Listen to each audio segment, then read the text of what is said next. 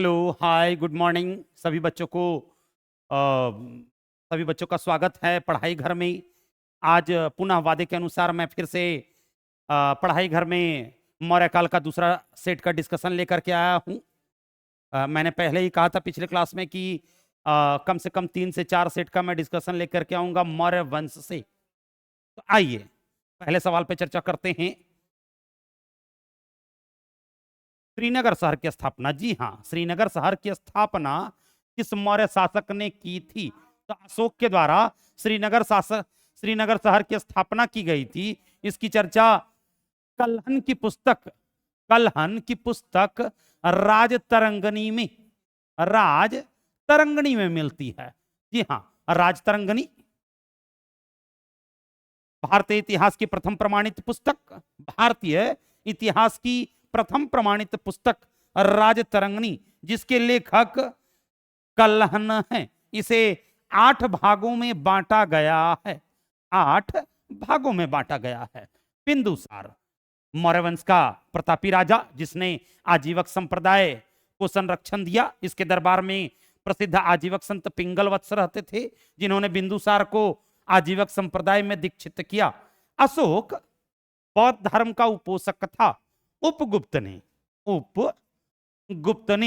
अशोक को बौद्ध धर्म में दीक्षित किया था। चंद्रगुप्त कहा जाता है, चंद्रगुप्त मौर्य की चर्चा विशाख दत्त की पुस्तक मुद्रा राक्षस और शक राजा रुद्रदामन प्रथम के जूनागढ़ अभिलेख में चंद्रगुप्त मौर्य की जानकारी मिलती है, जो जैन धर्म का उपोषक था। चंद्रगुप्त मौर्य को जैन धर्म में दीक्षित भद्रबाहु के द्वारा किया गया था। जी हाँ, चंद्रगुप्त मौर्य के आध्यात्मिक गुरु भद्रबाहु थे। जैन धर्म के दिगंबर संप्रदाय का कट्टर समर्थक चंद्रगुप्त मौर्य और उनके गुरु भद्रबाहु को माना जाता है। दशरथ, जी हाँ, आजीवक संप्रदाय का कट्टर समर्थक, जिसने आजीवक संप्रदाय के संतों को बराबर और नागार्जुनी गुफा दान में दी थी। वहीं अशोक ने कर्ण, चौपार, सुदामा और विश्व झोपड़ी गुफा आजीवक संप्रदाय के संतों को दान में दिया था। अगले सवाल पे चर्चा करते हैं। निम्नलिखित में से किस मौर्य राजा ने दक्कन विजय प्राप्त की थी? जी हां, चंद्रगुप्त मौर्य। अशोक के अहनानुरु और पुरनानुरु में यह वर्णित है कि चंद्रगुप्त मौर्य का साम्राज्य विस्तारीकरण सुदूर दक्षिण भारत तक था। वहीं शक राजा रुद्रदामन प्रथम के जूनागढ़ अभिलेख में भी यह वर्णित है कि चंद्रगुप्त मौर्य का साम्राज्य विस्तारीकरण सुदूर पश्चिम भारत तक, बोला जाए तो काबुल, कंधार, मकरान और हेरात तक था। अगले सवाल पे चर्चा करते हैं। कौटिल्य, जी हां, जिसे चाणक्य कहकर पुकारा जाता है या विष्णुगुप्त कहा जाता है। कौटिल्य चाणक्य किसका प्रधानमंत्री था? तो चंद्रगुप्त मौर्य का। अशोक के समय में अशोक का महामंत्री जो था तो साफ था अजातशत्रु। इसके समय में इसके महामंत्री वस्कार थे। वस्कार कौन? कहा जाता है अजातशत्रु ने अपने शासनकाल में वज्जी गणराज्य पर हमला किया था। और जब वज्जी गणराज्य पर आक्रमण करता है तो जब जीत नहीं पाता, उसी वज्जी को जीतने के क्रम में रथ मूसल और महाशिलाकंटक जैसे अस्त्र का प्रयोग करता है। इसी अस्त्र के प्रयोग के दौरान कहा जाता है आजीवक संप्रदाय के प्रसिद्ध संत मखालीपुत्र गोसाल, जो आजीवक संप्रदाय के संस्थापक भी थे, उनकी मृत्यु हो जाती है। तो अजातशत्रु ने अपने महामंत्री वस्कार की सहायता से संपूर्ण वज्जी गणराज्य को अंतिम रूप से फूट डलवाकर मगध में मिलवा लिया था। आपके ए नंबर ऑप्शन में चंद्रगुप्त द्वितीय की चर्चा है। इसके दरबार में नवरत्न रहते थे। आर्यभट्ट, कालिदास, छपनक, वराहमिहिर, अमर सिंह, शंकु, बेताल भट्ट, घटपरक जैसे नवरत्न चंद्रगुप्त द्वितीय के दरबार में रहते थे। कहा जाता है चंद्रगुप्त द्वितीय गुप्त वंश का सबसे प्रतापी राजा, जिसने परम भागवत और विक्रमादित्य की उपाधि धारण की थी। अगले सवाल पे चर्चा करते हैं। अशोक के मानसेहरा पाकिस्तान एवं सहबाजगढ़ी, सहबाजगढ़ी होगा, सहयाजगढ़ी नहीं होगा, सहबाजगढ़ी पाकिस्तान से प्राप्त वृहद शिलालेखों में किस लिपि का प्रयोग किया गया है? तो जी हाँ, खरोष्टी लिपि का प्रयोग किया गया है। अशोक के अभिलेखों में पाली, प्राकृत, ग्रीक, अरमाइक, खरोष्टी और सर्वाधिक ब्राह्मी लिपि का प्रयोग किया गया है। संस्कृत भाषा में पहला जो अभिलेख जारी किया गया वो जूनागढ़ अभिलेख था। तक राजा रुद्रदामन प्रथम के द्वारा इसे गिरनार अभिलेख के नाम से भी जाना जाता है, जिसमें पहली बार सुदर्शन झील के निर्माण की बात कही गई है कि भिन्न भिन्न समय में, एक तो पहली बार चंद्रगुप्त मौर्य के द्वारा सुदर्शन झील का निर्माण किया गया, उसके बाद भिन्न भिन्न समय में भिन्न भिन्न राजवंशों के राजाओं के द्वारा अपने गुजरात के प्रांतपति की सहायता से सुदर्शन झील का पुनर्निर्माण, बोले तो रेनोवेशन करवाया गया था। अगले सवाल पर चर्चा करेंगे। किस शिलालेख में अशोक की यह घोषणा अंकित है कि किसी भी समय चाहे मैं खाता रहूं या रानी के साथ रहूं, खाता रहूं या रानी के साथ रहूं, या विश्राम करता रहूं या मैं अंतःशाला में रहूं, मैं जहां भी रहूं, मेरे महामते मुझे सार्वजनिक कार्य के लिए संपर्क कर सकते हैं। छठे शिलालेख में, जिसमें आत्मनियंत्रण की भी बात करता है, आत्म नियंत्रण की भी बात करता है। 11वां शिलालेख, जिसमें 11वां शिलालेख जिसमें दान धर्म का उल्लेख करता है, दान धर्म का उल्लेख 11वें शिलालेख में।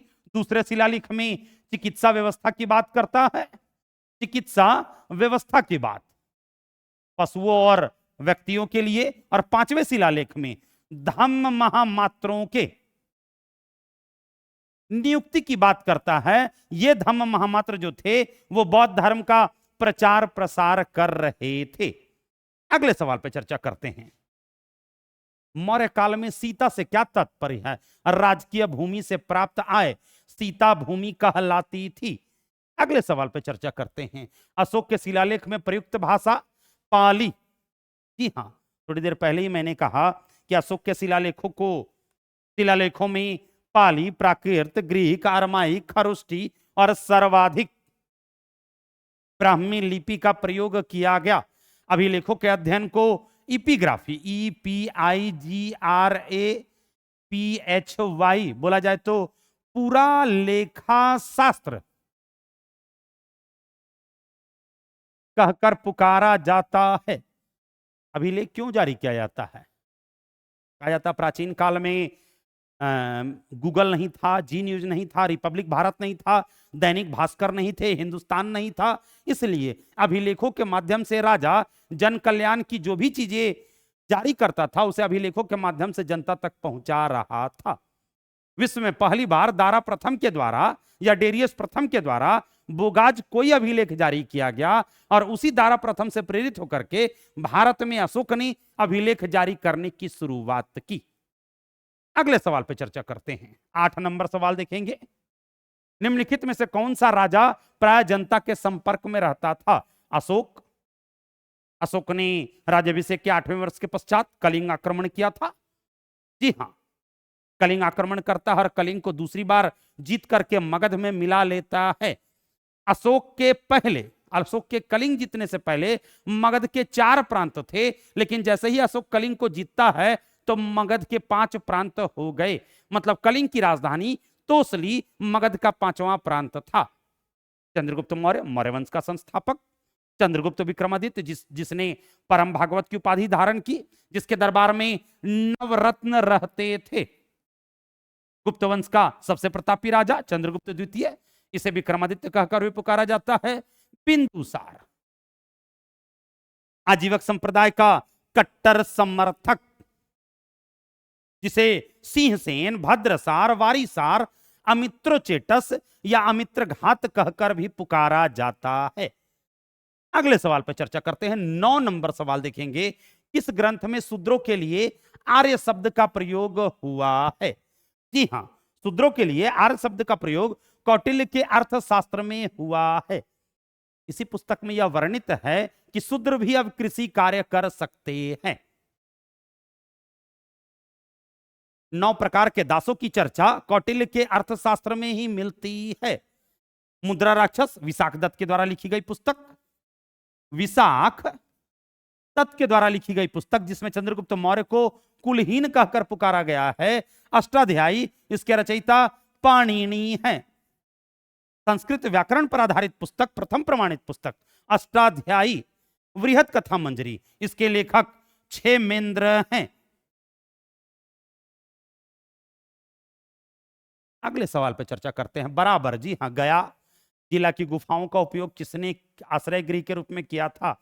आजीवक संप्रदाय के संतों ने। आजीवक संप्रदाय का संस्थापक मखालीपुत्र गोसाल था। जी हाँ, आजीवक संप्रदाय की स्थापना श्रावस्ती में हुई थी मखालीपुत्र गोसाल के द्वारा। अब मैं यह एक सवाल पूछूंगा, एक कॉन्टेस्ट भी आयोजित करते हैं, उसका जवाब आपको देना है, वो कमेंट बॉक्स में लिखना है कि आजीवक संप्रदाय की स्थापना श्रावस्ती में हुई थी। श्रावस्ती किसकी राजधानी थी? इसे आप बताएंगे तभी मुझे पता चलेगा, और मैं ये देखना चाहता हूं कि कितने लोग कमेंट बॉक्स में आंसर लिखते हैं। तो श्रावस्ती किसकी राजधानी थी, ये आप लोगों के लिए होमवर्क है। HW, आइए। आजीवक संप्रदाय के संतों को गुफा दान में दी गई थी। अशोक ने कर्ण, चौपार, विश्व झोपड़ी और सुदामा गुफा जहां दान में दी थी, वहीं अशोक के पोते दशरथ ने बराबर और नागार्जुनी गुफा दान में दी थी। अगले सवाल पर चर्चा करते हैं। बिंदुसार, हां, अशोक का पुत्र, सॉरी, अशोक का पिता बिंदुसार। बिंदुसार की मृत्यु के समय अशोक एक प्रांत का गवर्नर था। कहां? उज्जैन का प्रांतपति था। और बिंदुसार के शासनकाल में ही तक्षशिला में भयंकर विद्रोह हुआ था, जिसे दबाने के लिए पहले बिंदुसार ने सुसीम को भेजा, तत्पश्चात अशोक को भेजा था। अशोक उस दौरान उज्जैन का प्रांतपति था। सवाल कभी कभी पूछा भी जाता है कि बिंदुसार के शासनकाल के समय अशोक कहां का प्रांतपति था, तो उज्जैन का। अगले सवाल पर चर्चा करते हैं। मालवा, गुजरात एवं महाराष्ट्र किस शासक ने पहली बार जीता था? चंद्रगुप्त मौर्य। जी हां, रुद्रदामन के जूनागढ़ अभिलेख में, रुद्रदामन के जूनागढ़ अभिलेख में, जिसे गिरनार अभिलेख के नाम से भी जाना जाता है। इसी अभिलेख में सुदर्शन झील के निर्माण की बात कही गई है। चंद्रगुप्त मौर्य ने अपने गुजरात के प्रांतपति पुष्यगुप्त की सहायता से सुदर्शन झील का निर्माण किया था। कहा जाता है, इसी अभिलेख में यह वर्णित है कि चंद्रगुप्त मौर्य का साम्राज्य विस्तारीकरण सुदूर पश्चिम भारत तक था। आगे चल करके चंद्रगुप्त मौर्य के पोते अशोक ने अपने गुजरात के प्रांतपति तुसाफ की सहायता से, वहीं तक शासक रुद्रदामन प्रथम ने अपने गुजरात के प्रांतपति विशाख की सहायता से, विशाख की सहायता से तथा स्कंदगुप्त ने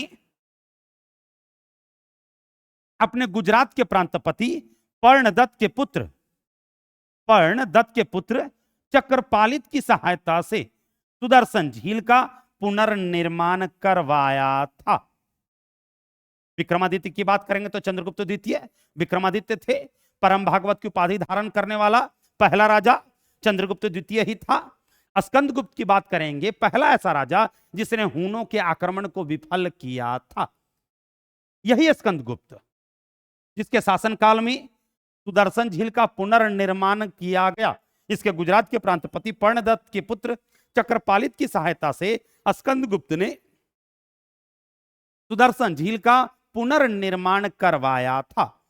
हर्षवर्धन, जिसके दरबार में फेंसांग आया था, जिसने सीयूकी नामक पुस्तक की रचना की। हर्षवर्धन को शिलादित्य कहकर भी पुकारा जाता है, द्वितीय अशोक कहकर भी पुकारा जाता है।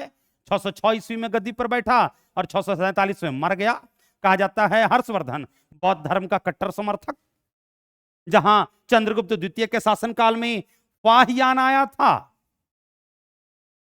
जिसने फाकूकी या फूकोजी नामक पुस्तक की रचना की, वहीं ह्वेनसांग इसने सीयूकी नामक पुस्तक की रचना की, जिसमें 138 देशों का विवरण है।